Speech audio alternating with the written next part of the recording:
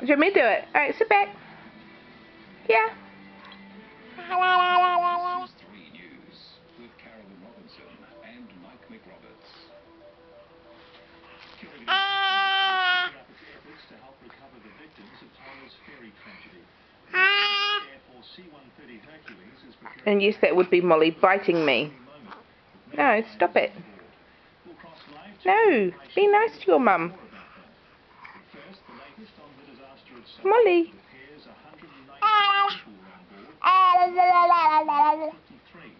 Two people are confirmed dead and 64 are still missing. But there could be some doubt about those figures, as Michael Morrow reports.